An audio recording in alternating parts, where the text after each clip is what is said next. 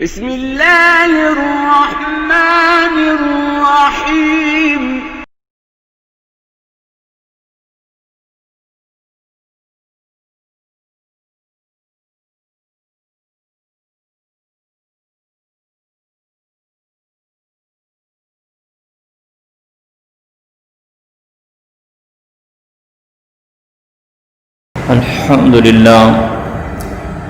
الحمد لله رب العالمين والصلاة والسلام على سيد الأنبياء والمرسلين وعلى آله وأصحابه أجمعين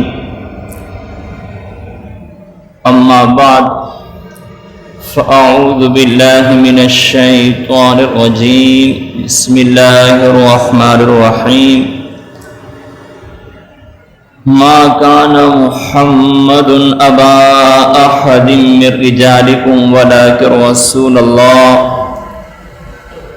وخاتم النبيين وكان الله بكل شيء عليما قال الله تعالى في مقام آخر إن الله وملائكته يصلون على النبي يا أيها الذين آمنوا صلوا عليه وسلموا تسليما اللهم صل على سيدنا ومولانا محمد معدن الجود والكرم وعلى آله وأصحابه وبارك وسلم صلاة وسلام عليك يا سيدي يا رسول الله صدق الله العلي العظيم وصدق رسوله النبي الكريم ونحن على ذلك لمن الشاهدين والشاكرين والحمد لله رب العالمين.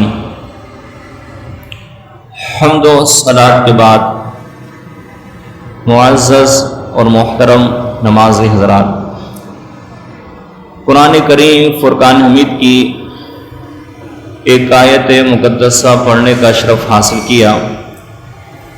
قبل اس کے کچھ گفتگو کی جائے. اللہ جل شانہ سے دعا ہے اپنے حبیب مکرم رؤوف الرحیم علیہ الصلاۃ والتسلیم کے صدقے دوفیر مجھے حق کہنے کی توفیق عطا فرمائیں اور آپ تمام مسلمانوں کو اللہ تبارک و تعالی حق سن کر حق کو قبول کرنے اور اس پر عمل کرنے کی توفیق عطا فرمائیں.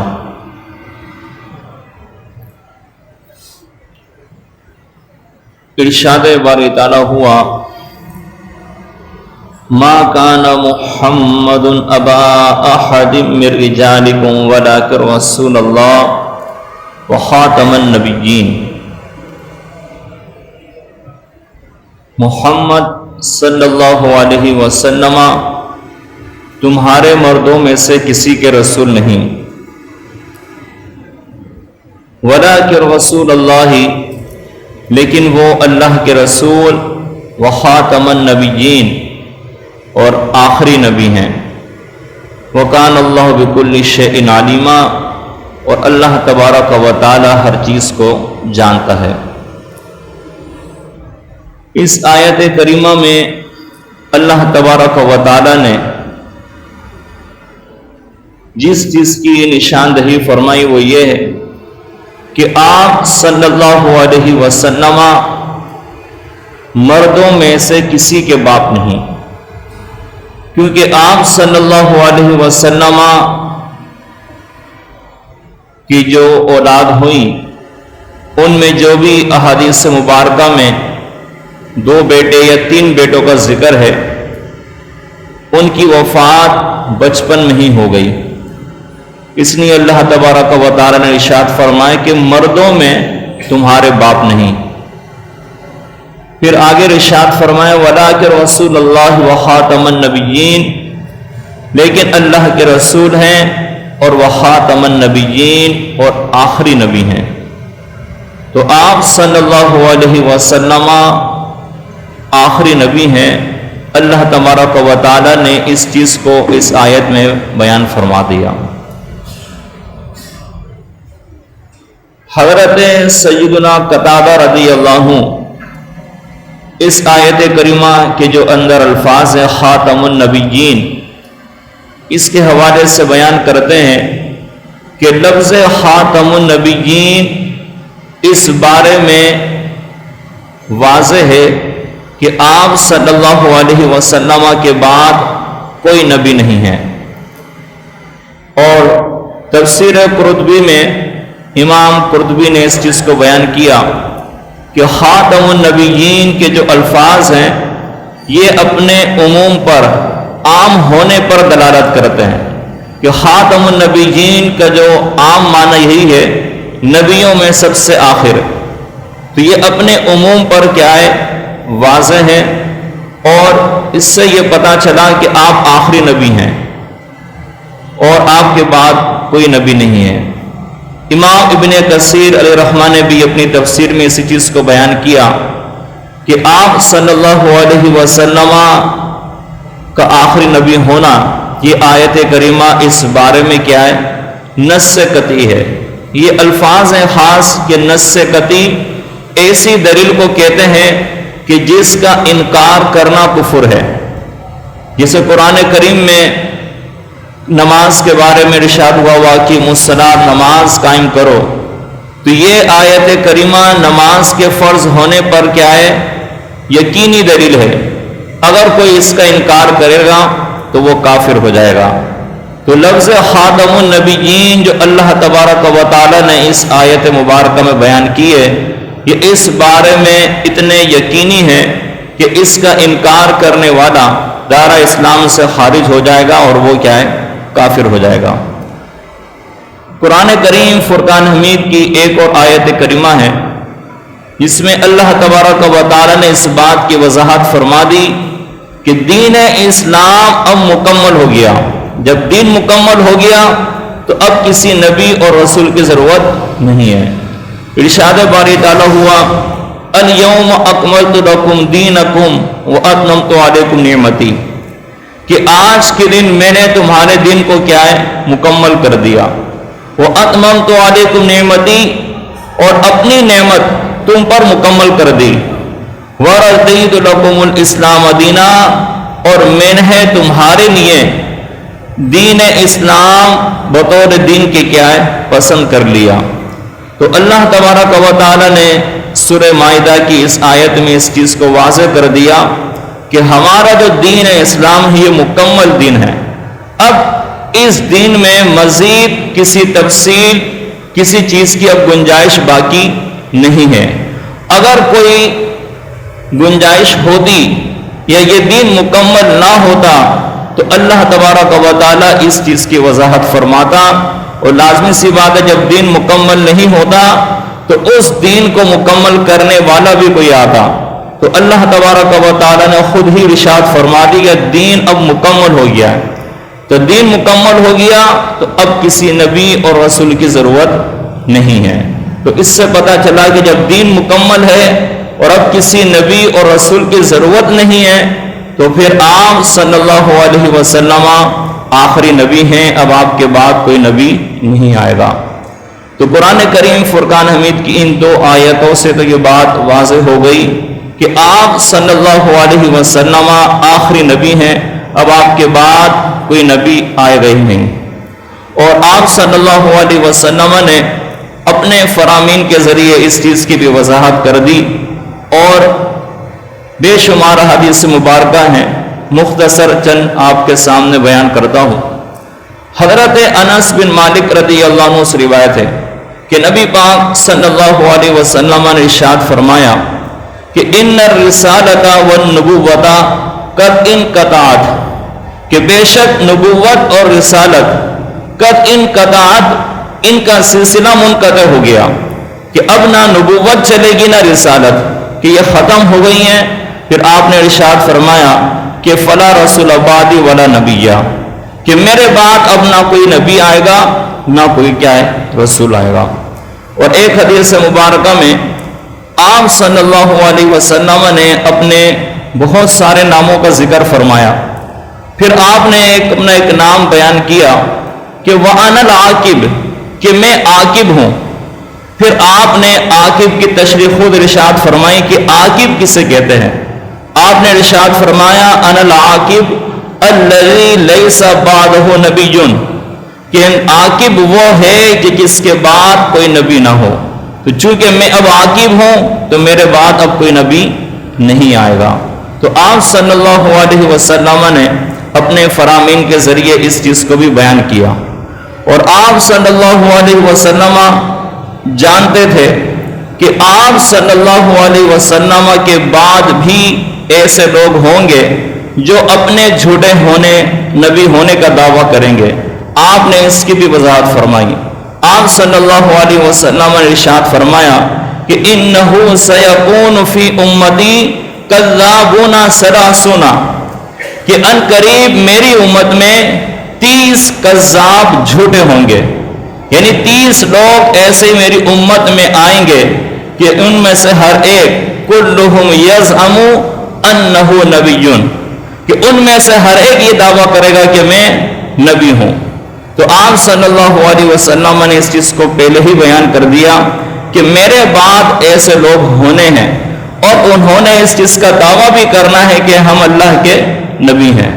پھر آپ صلی اللہ علیہ وسلم نے ارشاد فرمایا کہ فلا رسول بعدی ولا نبی، نہ میرے بعد کوئی رسول ہوگا نہ میرے بعد کوئی نبی ہوگا.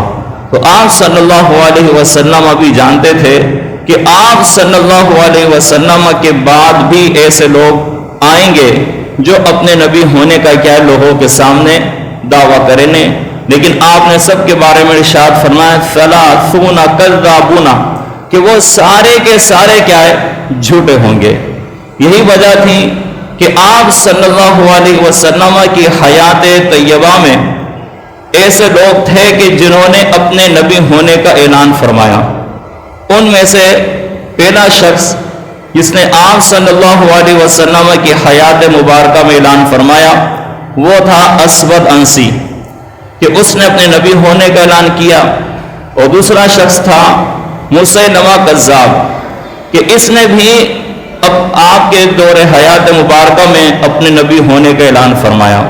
تو اسود انسی کے خلاف تو آپ صلی اللہ علیہ وسلم نے خود ایک لشکر ترتیب دیا، اور آپ صلی اللہ علیہ وسلم کی حیات طیبہ میں ہی اس کو کیا ہے مار دیا گیا، اور اس کا سر جو ہے آپ کی بارگاہ میں پیش کیا گیا. تو آپ صلی اللہ علیہ وسلم کے حیات طیبہ میں بھی ایسے لوگ موجود تھے جنہوں نے اپنے نبی ہونے کا اعلان فرمایا. تو اللہ کے نبی صلی اللہ علیہ وسلم نے ان کے خلاف جہاد کیا. اسود انسی تو آپ کے دور میں ہی مارا گیا. وہ جو دوسرا شخص تھا مسیلمہ کذاب، تفصیل ہے کہ آپ صلی اللہ علیہ وسلم کے پاس بھی آیا تھا. بہرحال آپ صلی اللہ علیہ وسلم کی وصال کے بعد حضرت ابو بکر صدیق رضی اللہ عنہ نے اپنے دور خلافت میں جن فتنوں کو ختم کیا ہے ان میں سے ایک فتنہ یہ نبوت بھی تھا، اور اس کے خلاف آپ نے جنگ کی، اور اس جنگ میں یہ کیا ہے مارا گیا. تو اس سے پتہ یہ چلا کہ آپ صلی اللہ علیہ وسلم کی حیات طیبہ یا خلفاء راشدین کے دور میں ایسے لوگ بھی تھے جنہوں نے اپنے نبی ہونے کا اعلان فرمایا، اور ان کے خلاف اس وقت جو مسلمانوں کے خلیفہ رہے، اور آپ صلی اللہ علیہ وسلم نے بھی خود اپنی حیات طیبہ میں ان کے خلاف جہاد کیا اور ان کو کیا ہے نیست و نابود کر دیا. تو ہمیں یہ سبق ملا کہ قیامت تک اگر کوئی شخص اپنے نبی ہونے کا اعلان فرمائے تو اس کا صرف ایک ہی حل ہے، اور وہ یہ ہے کہ ان کے خلاف جہاد کیا جائے اور ان کو اس دنیا سے کیا ہے ختم کر دیا جائے. اس کا یہ ایک حل ہے اور کوئی حل نہیں ہے، کیونکہ اللہ کے نبی صلی اللہ علیہ وسلم نے اپنی حیات طیبہ میں اس پر عمل کر کے ہمیں بتا دیا کہ جو بھی جھوٹا نبی ہے اس کی ایک ہی سزا ہے کہ اس کو اس دنیا سے کیا ہے ختم کر دیا جائے. جتنا عرصہ وہ رہے گا مسلمانوں کے خلاف سازشیں ہوتی رہیں گی، مسلمان بڑھتے رہیں گے، تقسیم ہوتے رہیں گے. تو آپ صلی اللہ علیہ وسلم نے ایسے فتنے کو جڑ سے ہی ختم کرنے کے لیے کیا ہے حکم بھی ارشاد فرمایا اور اس پر کیا ہے عمل بھی کیا. اب اگر ہم پاکستان کی تاریخ پر نظر ڈالیں تو پاکستان کی تاریخ میں 7 ستمبر کا دن اس حوالے سے بڑی اہمیت کا حامل ہے کہ اس 7 ستمبر کو 1974 میں قومی اسمبلی کے اندر جو بل پاس ہوا اور علماء کرام کی جو کاوشیں تھیں وہ رنگ لے آئیں کہ وہ قادیانی جس نے اپنے نبی ہونے کا دعویٰ کیا ان کو کیا ہے ہماری پارلیمنٹ نے قومی اسمبلی نے ان کو کافر ہونے کا قرار دیا، غیر مسلم ان کو کیا ہے قرار دیا۔ اور بھی بہت سارے ممالک ہیں اسلامی ممالک جہاں ان کو کیا ہے غیر مسلم کیا ہے قرار دیا گیا ہے، لیکن بالآخر کار یہ لوگ ہر دور میں مسلمانوں کے خلاف اور خصوصیت کے ساتھ اہل پاکستان کے لیے یہ کیا ہے خطرہ ہی رہے ہیں۔ اور اس کی وجہ یہ ہے کہ پاکستان جس مقصد کے لیے بنایا گیا تو پوری تاریخ آپ اٹھا کر دیکھ لیجئے، مدینہ منورہ کی ریاست کے بعد اسلام کی خاطر اگر کوئی ریاست یا کوئی ملک بنا ہے تو وہ ہمارا ملک پاکستان ہی ہے۔ تو یہ پاکستان ان لوگوں کی نظروں میں ہمیشہ کھٹکتا ہی رہے گا اور ان کو نقصان ہی پہنچے گا جو دین اسلام کے دشمن ہیں۔ وہ کبھی بھی ہمارے دوست نہیں ہو سکتے، وہ کبھی بھی ہمارے چاہنے والے نہیں ہو سکتے، کیونکہ اس ملک کی بنیاد ہی اس چیز پر قائم ہے کہ یہاں اللہ کے دین کا کیا ہے نفاذ ہوگا اور دین اسلام کے خلاف کوئی بھی کام نہیں کیا جائے گا۔ تو ایسے لوگ ہمیشہ ہمارے خلاف ہی رہیں گے اور ہر دور میں یہ ہوتا رہا ہے۔ اس دور میں بھی ہوا، 1974 میں بالآخر کار ان کو غیر مسلم کیا قرار دیا گیا۔ آخری بات جو آپ کے سامنے عرض کرنی ہے وہ یہ ہے، اس وقت پوری عالم کفر اور کفر کے جتنے بھی اس وقت طاقتیں ہیں ان سب نے اس وقت یہ طے کر لیا ہے کہ ہم نے کسی بھی طریقے سے مسلمانوں کو کیا ہے ختم کرنا ہے۔ جہاں ان کا زور چل رہا ہے وہ اپنا اس کا استعمال کر رہے ہیں، جہاں زور نہیں ہوتا وہاں دوسرے طریقے سے کیا ہے وہاں کارروائیاں ہوتی ہیں۔ جو لوگ سوشل میڈیا سے وابستہ ہیں ان کو اس بات کا علم ہے کہ فرانس میں اس چیز کا اعلان کیا گیا ہے کہ آپ صلی اللہ علیہ وسلم کے خلاف معاذ اللہ کیا ہے خاکے بنائے جائیں گے، اس کا اعلان ہو چکا ہے۔ یہ ایک طریقے سے مسلمانوں کے خلاف سازشیں ہو رہی ہیں اور اس کی وجہ یہ ہے کہ ہمارے ایمان کمزور ہو چکے ہیں کہ نہ ہماری اسلامی ممالک جو ہیں ان کی طرف سے اس طور پر رد عمل نہیں ہوتا، اور جو خود ہم مسلمان اپنے آپ کو کہتے ہیں ہم بھی ان کے خلاف کیا ہے رد عمل کے لیے تیار نہیں ہوتے ہیں۔ ہم یہ کہہ کر سائڈ میں ہو جاتے ہیں، ایک طرف ہو جاتے ہیں کہ یہ ہمارا کام نہیں ہے۔ یاد رکھیے کہ ایمان مسلمان کے لیے، مومن کے لیے سب سے بڑی دولت ہے۔ اگر یہ ایمان ہم سلامت لے کر چلے گئے، آپ یقین جانیے اگر اچھے پوری زندگی آپ نے گناہ کیے ہیں لیکن یہ ایمان ہی ہے جو اللہ تبارک و تعالیٰ کے ہاں آپ کے لیے بخشش کا سبب بنے گا، کیونکہ حضرت غوث اعظم رضی اللہ عنہ نے یہی تو ارشاد فرمایا تھا کہ میرے لیے عید کا دن تو وہی ہے کہ جس دن میں اس دنیا سے اپنا ایمان سلامت لے کر چلے گیا۔ تو حضرت غوث اعظم رضی اللہ عنہ سے بڑھ کر کون سی ہستی ہو سکتی ہے؟ تو ایمان اگر ہمارا سلامت ہے تو آپ یقین جانیے کہ ہماری آگے کی زندگی بھی آسان ہے۔ لیکن یہ ایمان سلامت کب رہے گا کہ جب ہم اپنے نبی پاک صلی اللہ علیہ وسلم اور آپ کے جو اصحاب ہیں ان کے لیے کیا ہم عزت کا احترام کا جذبہ ہمارے اندر ہو، لیکن جب ان کی ناموس اور عزت پر آنچ آئے تو ہماری ایمانی حرارت میں کیا ہے جوش ہونا چاہیے، جیسا کہ صحابہ کرام علیہم رضوان میں جو ہوتا تھا۔ لیکن اب ہمارے اندر نہ وہ جوش رہا ہے نہ وہ ایمانی غیرت رہی ہے، اس لیے غیر مسلم جہاں ان کا بس چلتا ہے مسلمانوں کو ختم کرنے کی کوششیں کرتے ہیں، جہاں ان کا بس نہیں چلتا تو وہاں اس طرح کی ناپاک کوششیں کیا کی جاتی ہیں۔ تو آج بھی کیا ایک بہت بڑا احتجاج ہوگا نماز جمعہ کے بعد تبت سینٹر پر، اپنی ایمانی غیرت اور اپنے مومن ہونے کا ثبوت دیجیے، اور جو لوگ علاقے سے جانا چاہتے ہیں تو بلال مسجد سے کیا ہے بس روانہ ہوگی، تو آپ ان کے ساتھ بھی کیا روانہ ہو سکتے ہیں۔ اور دوسری بات جیسا کہ آپ کے علم میں ہے کہ 10 محرم کو جو جلوس نکلا تھا اس جلوس میں خاص طور پر حضرت امیر معاویہ رضی اللہ عنہ کی شان میں گستاخی کی گئی. آپ یقین جانیے کہ پورے 73 سال کی پاکستان کی یہ تاریخ ہے کہ کبھی بھی اتنے منظر عام پر صحابہ کرام کی شان میں گستاخی نہیں کی گئی جس طرح اس طور پر کی گئی ہے. بہرحال علماء کرام جو ہمارے ہیں، ہمارے قائدین ہیں، انہوں نے اس پر ایکشن لیا ہے اور انشاءاللہ 12 ستمبر کو علماء اہل سنت کی متفقہ رائے کے مطابق ایک بڑی ریلی کا اہتمام بھی ہوگا.